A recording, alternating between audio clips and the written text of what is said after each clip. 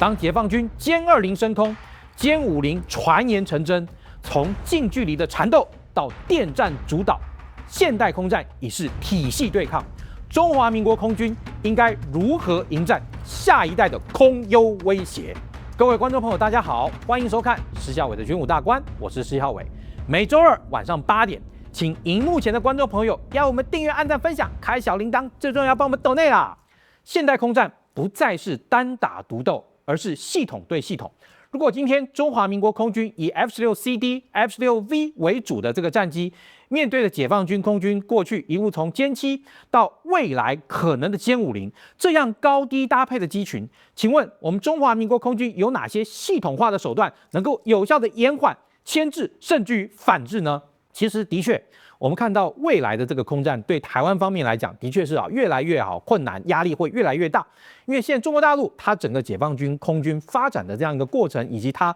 主要设定的对手，其实不是我们中华民国空军，而是美国的海空军。所以你看，他们现在包含像歼20以及在研发的歼35，应对的都是美国的 F-22、美国的35。那甚至于中国大陆现在出现的所谓的歼36，以及沈飞方案可能称为歼50的这款战机呢，他们所设定的目标也是未来美国海空军的第6代战机。所以在这个情况下，我们中华民国空军在使用4代或4代半战机，如何能够来让它发挥有效的功能，延缓或迟滞，甚至于还能够取得局部的空优呢？的确，对中华民国空军来讲，是一个非常严肃、必须要认真，而且必须要去加以面对的课题。为什么会说变成一个非常严肃的课题？因为整体来讲，对我们来说，我们要如何的能够有效的迎击，其实关键就在防空网。因为其实以逆中战机来说，逆中战机的逆中其实并不是所谓的方方面面，逆中也并不是说真的完全看不见。以逆中战机来说，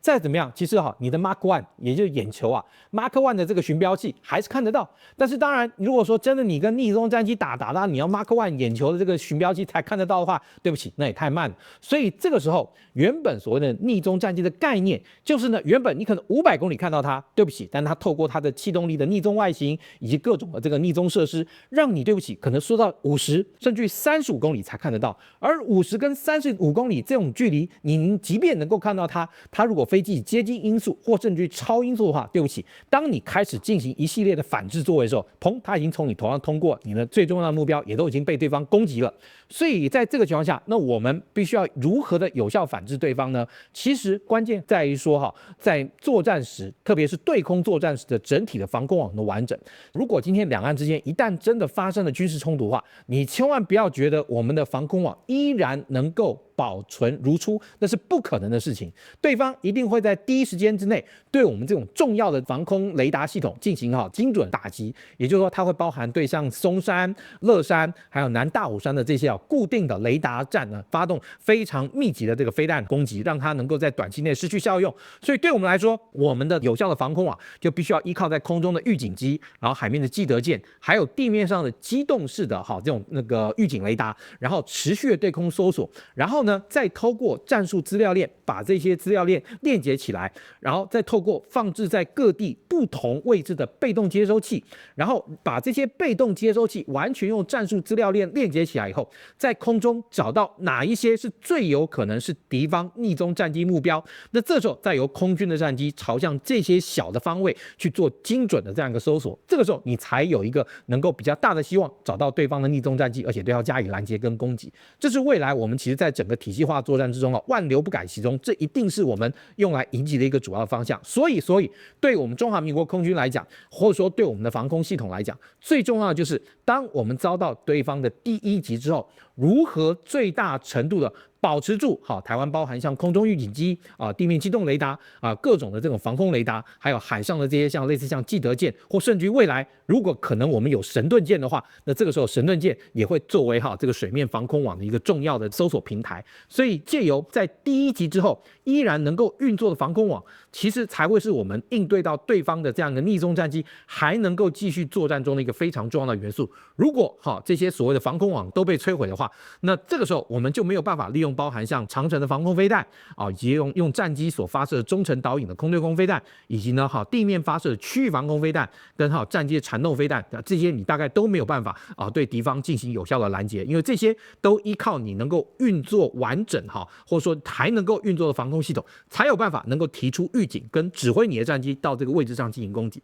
很多人会问战机不就自己有雷达吗？不是号称可以看很远如何吗？但对不起，战机上面的雷达它的视角，也就是它的这个角度呢并不大，它只能对空域中一小部分做一个非常精确性的搜索，它其实并没有办法对广域的这样的空域中做一个大范围的预警式搜索，所以这个时候防空网说多重要就有多重要。好。当然，也有观众来问了，在这个未来空战中，近距离缠斗是不是已经过时？远距离飞弹交战是不是已经成为主流？其实从这几年大家的这个武器配备的演进上面来看说，基本上来讲，这个概念是对的。但是对于飞行员来说，近战缠斗，也就是所谓的 BFM 基础空中战斗，还有来近距离的这种缠斗训练，还是极为重要且不可偏废的部分。为什么呢？因为你有可能在你战机的这个系统的加持之下，你有可能不被对方的长程或中程的雷达主动导引的空对空飞弹，然后呢进行攻击啊。那这个时候是不是双方的战机其实在你如果能够闪过多波的飞弹，当然这个闪过多波也还是要这个各路的这个神仙跟佛祖加上你自己勤训精练的这个战术，才有办法能够避免。要经过这些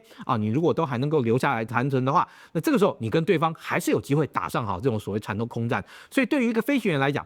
空战缠斗是一个基本功，虽然我也跟大家强调很多次当我碰到美国所谓第5代战机飞行员的时候，他会跟你强调，他原先在第4代战机上勤训精练各种空战技巧、缠斗技巧，到了第5代战机上已经不是那么重要。但对不起，我们刚刚讲那个是基本功，所谓基本功就是你要练武术，你这个一字平肩法一定要蹲好蹲稳，你才能够打出漂亮的套路拳法。要不然的话呢，你说你这个基本的套路拳法打不好，你完全只要靠从空中就这种长程或中程的这样的飞弹拦截，如果万一对方的电子作战效能太过于强大，把你这些这个空中的这个急刹链剪断，就变成你这个飞弹发射出去也没有办法发挥它最大效益，那怎么办呢？所以缠斗还是一个不可偏废的基本功啦。好，当然也有观众问说解放军也有越肩射击的能力吗？好，以现在 F-16 上面来讲 ，F-16 这个 over the shoulder 发射这样的能力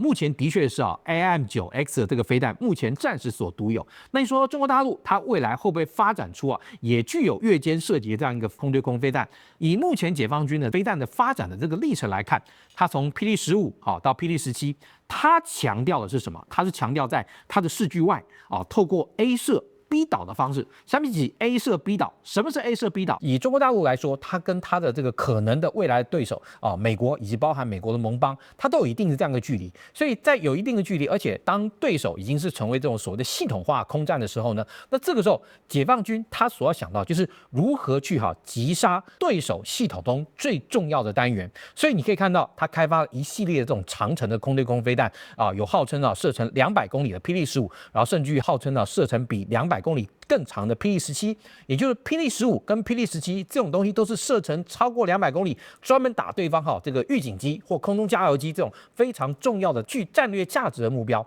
那对于解放军来讲，因此他就认为，如果他能够在这个阶段把敌方的战机或者说最重要的这些预警机等等消灭到对方无法作战的话，第一，对方可能就自然回去了。那第二，如果对方的战机持续进逼的话，那这个时候他用到一般的中程雷达导引的空对空飞弹，或是短程一般的缠斗飞弹。那以像中国大陆的这个歼20或者说歼16来说，他认为空中作战的机动性可能不比对方差，所以他并不会去特别强调，或者说他们到目前现阶段为止，认为这个 over the shoulder， 也就是这种所谓的越肩射击能力，可能还不是那么重要。因为其实以这个共军来讲，他们现在的这种霹雳15或霹雳17射程非常长。那对于我们的这个 F-16CD 870战机来说的话，的确面对这种超长射距包含可能射程到200公里或者200公里以上的霹雳15跟霹雳17，那其实对我们来讲，我们空军很重要一个地方，我们也是要受到我们的雷达预警机的这样引导。那我们雷达预警机引导我们的 F-16战机，不管管是MBN V 型的，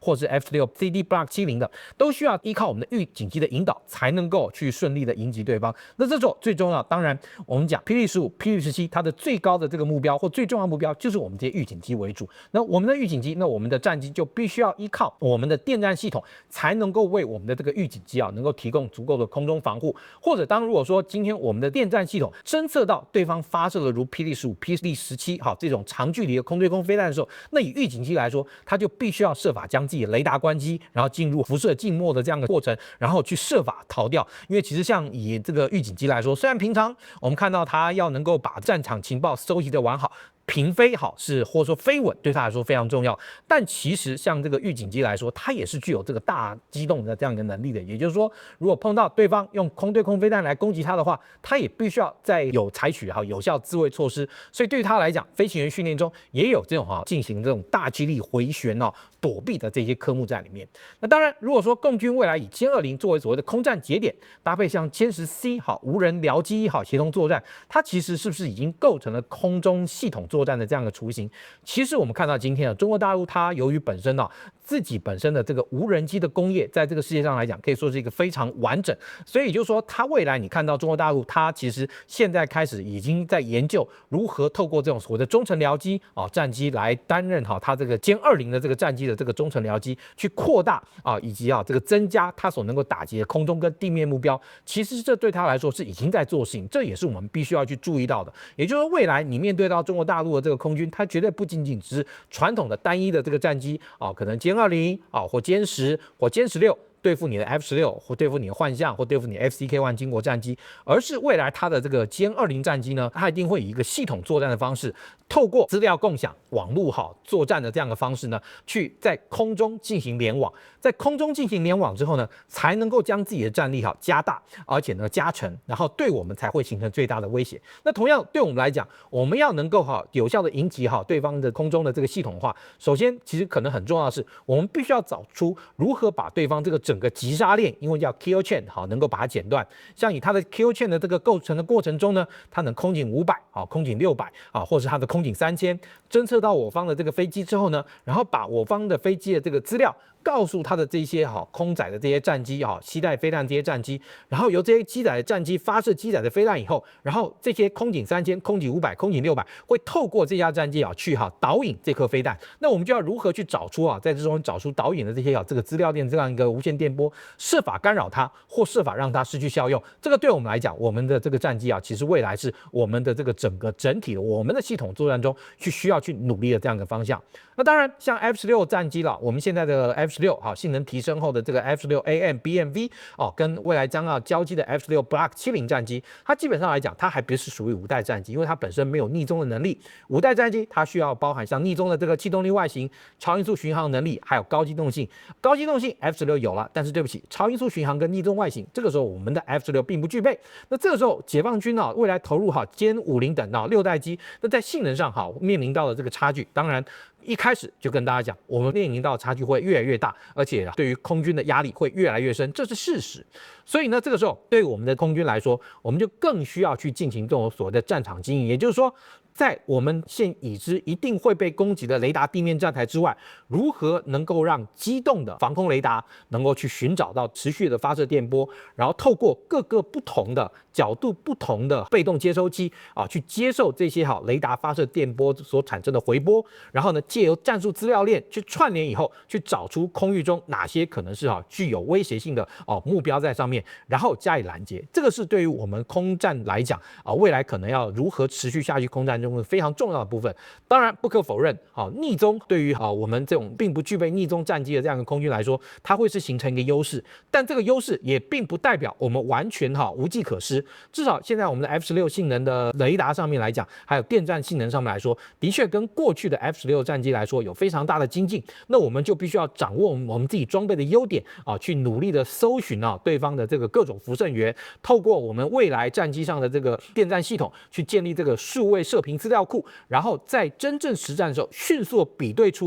不友善的这个辐射源跟这个相关的频谱讯号，然后对它加以不管是主动的或被动的这样的干扰或反制，这个对于我们的这个作战来讲是至关重要的。那当然 ，F16V 的这个电战能力，我们知道它最早可以吸挂这个 AMLQ184夹舱，但是呢，ALQ184夹舱是应对到过去的 F16 Block 两动战机的。那未来我们的这个 F16 战机上，它会装载这种所谓的内载的这个电战夹舱。那当然，如果说应对上大陆的这个高新系列在电磁压制上谁能够更占优势？如果因为共军进行不管是左转也好，